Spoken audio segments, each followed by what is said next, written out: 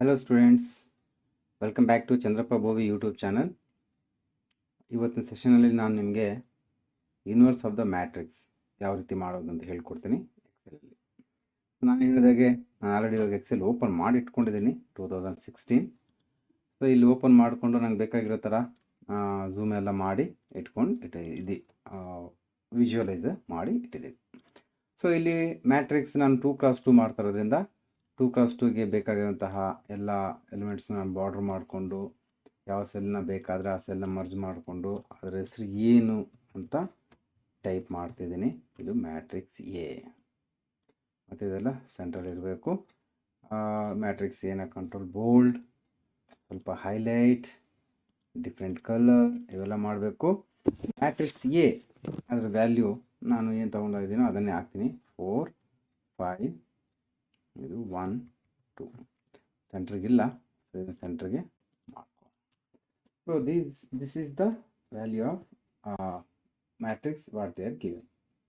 Come to calculate a inverse.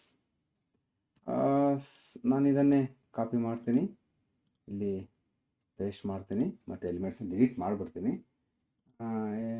ಇಲ್ಲಿ ಎಲ್ಲ delete ಮಾಡಿಬಿಡ್ತೀನಿ. ಇಲ್ಲಿ ಬಂದ್ಬಿಟ್ಟು ಎ ಇನ್ವರ್ಸ್ ಅಲ್ವಾ. ಸೊ ನಾನು ಮಾಡ್ತೀನಿ ಎ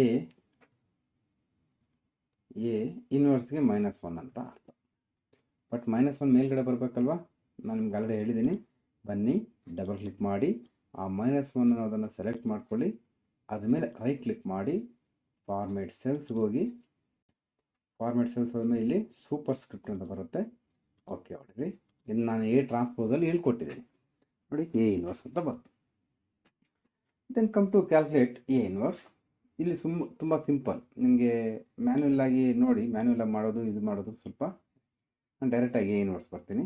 ಎ ಇನ್ವರ್ಸ್ ಬಂದ ತಕ್ಷಣ ನಾನು ಎಲ್ಲ ಎಲಿಮೆಂಟ್ಸು ತೊಗೊತೀನಿ. ಎಲ್ಲ ಎಲಿಮೆಂಟ್ಸು ತೊಗೊಂಡ್ಬಿಟ್ಟು ಇಸ್ ಈಕ್ವಲ್ ಟು ಹಾಕಿ ಎಮ್ ಇನ್ವರ್ಸ್ ಅಂತ, ಇಲ್ಲಿ ಎಮ್ ಇನ್ವರ್ಸ್ ಡಬಲ್ ಕ್ಲಿಕ್ ಮಾಡಿ ಯಾವ ಎಲಿಮೆಂಟ್ಸು ಈ ಎಲಿಮೆಂಟ್ಸ್ಗೆ ಬ್ರಾಕೆಟ್ ಕ್ಲೋಸ್ ಮಾಡಿ ಶಿಫ್ಟ್ ಕಂಟ್ರೋಲ್ ಎಂಟರ್ ಬಂದ್ಬಿಡ್ತು ನೋಡಿ. ಅಂದರೆ ಎ ಇನ್ವರ್ಸ್ ವ್ಯಾಲ್ಯೂ ಎಲ್ಲ ಬಂದ್ಬಿಡ್ತು.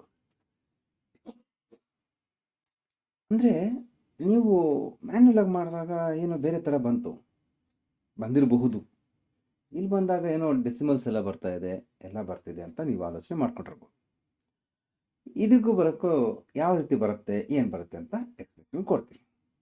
ಆ್ಯಕ್ಚುಲಿ ಎ ಇನ್ವರ್ಸ್ಗೆ ಈಕ್ವೇಷನ್ ಏನು ಅಂತ ನೋಡಿದಾಗ ಇದು ಬಂದ್ಬಿಟ್ಟು ಎ ಇನ್ವರ್ಸ್ಗೆ ಈಕ್ವೇಷನ್ ಏನಪ್ಪ ಅಂದರೆ adjoint of A divide by determinant of a. ಅಂದರೆ ಈಗ ನನಗೆ ಈ ಡಿಟರ್ಮಿನೆಂಟ್ ಆಫ್ ಎ ಕ್ಯಾಲ್ಕುಲೇಟ್ ಮಾಡೋಣ. ಹೆಂಗಪ್ಪ ಡಿಟರ್ಮಿನೆಂಟ್ ಆಫ್ ಎ ಕ್ಯಾಲ್ಕುಲೇಟ್ ಮಾಡೋದು? ನಿಮ್ಗೆ ಆಲ್ರೆಡಿ ನಾನು ಹೇಳ್ಕೊಟ್ಟಿದ್ದೀನಿ. ಡಿಟರ್ಮಿನೆಂಟ್ ಆಫ್ ಎ ಕ್ಯಾಲ್ಕುಲೇಟ್ ಮಾಡೋಕ್ಕೆ ಒಂದು ಫಾರ್ಮುಲಾ ಇದೆ. ಬೋಲ್ಡ್ ಸೆಂಟ್ರ್ ಮಾಡಿಕೊಂಡು ಇದು ಸೆಂಟ್ರ್ ಮಾಡ್ಕೊತೀನಿ. ಬಾರ್ಡರ್ ಡಿಟರ್ಮಿನೆಂಟ್ ಎ ಕ್ಯಾಲ್ಕುಲೇಟ್ ಮಾಡೋಕ್ಕೆ ನಿಮಗೆ ಪ್ರೀವಿಯಸ್ ವಿಡಿಯೋದಲ್ಲಿ ತೋರಿಸಿದ್ದೀನಿ. ಏನು is equal to M D T ಅಂತ ಬರುತ್ತೆ. ಎಮ್ ಡಿಟರ್ಮಿನೆಂಟ್ ಇಲ್ಲಿ ಬರುತ್ತೆ.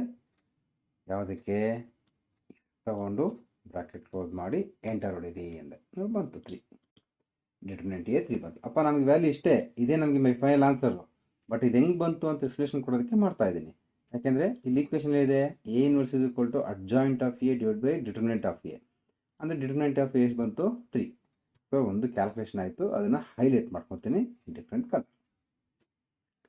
ಈ come to adjoint of A.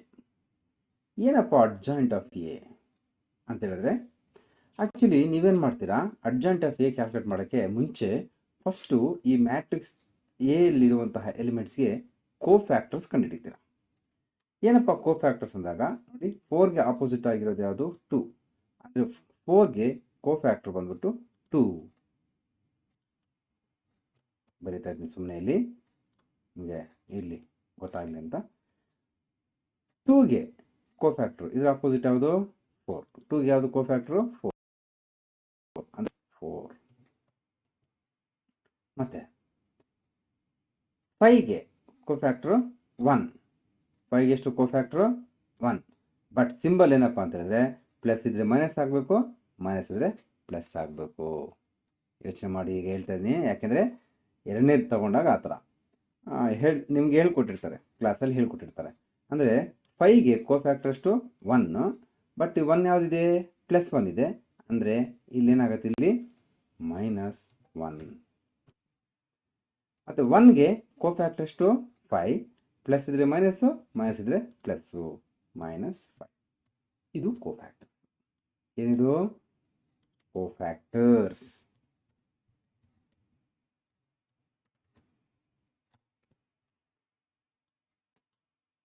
ಹೆಂಗೆ ಬಂತು ಅಂತ ಎಕ್ಸ್ಪ್ಲೇಷನ್ ಕೊಡ್ತಿದ್ದೀನಿ.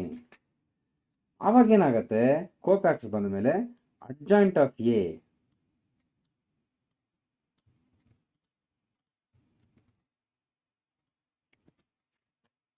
ನೋಡಿ, ಅಡ್ಜಾಯಿಂಟ್ ಆಫ್ ಎ ಬೇಕು ನಮಗೆ. ಅಡ್ಜಾಯಿಂಟ್ ಆಫ್ ಏನು ಬರುತ್ತೆ, ADJ ಆಫ್ ಎ. ಏನಪ್ಪ ಅಡ್ಜಾಯಿಂಟ್ ಆಫ್ ಎ ಏನು ಅಂತ ನೋಡೋದಾದರೆ, ಇದ್ರದ್ದು ಟ್ರಾನ್ಸ್ಪೋಸ್. ಅರ್ಥ ಆಗ್ತಾ ಇದೆಯಾ? ಇದ್ರದ್ದು ಟ್ರಾನ್ಸ್ಪೋಸ್. ನಿಮ್ಗೆ ಟ್ರಾನ್ಸ್ಪೋಸ್ ಆಲ್ರೆಡಿ ಹೇಳ್ಕೊಟ್ಟಿದ್ದೀನಿ ನಾನು. ಅವಾಗ ಏನು ಮಾಡಬೇಕು, ಇವೆಲ್ಲ ಸೆಲೆಕ್ಟ್ ಮಾಡ್ಕೋಬೇಕು. ಇಲ್ಲಿ = ಅಂತ ಹೊಡಬೇಕು, M ಟ್ರಾನ್ಸ್ಪೋಸ್, ಡೈರೆಕ್ಟಾಗಿ ಟ್ರಾನ್ಸ್ಪೋಸ್ ಅಂತ ಹೊಡೆದ್ಬಿಟ್ಟು ಈ ಎಲ್ಲ ಎಲಿಮೆಂಟ್ಸು ತಗೊಂಡು ಶಿಫ್ಟ್ ಕಂಟ್ರೋಲ್ ಎಂಟರ್ ಬಂತ.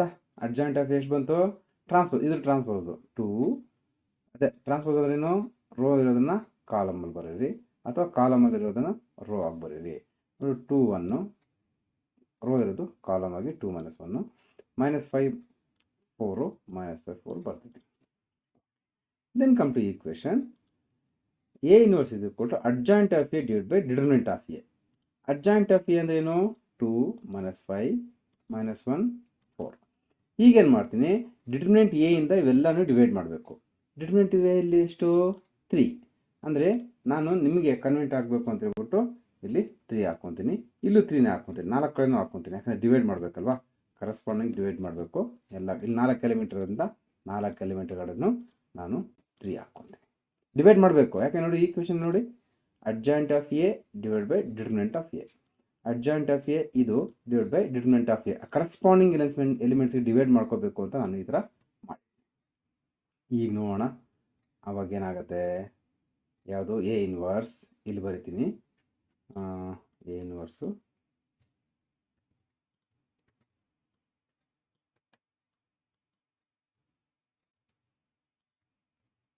ನೋಡಿ.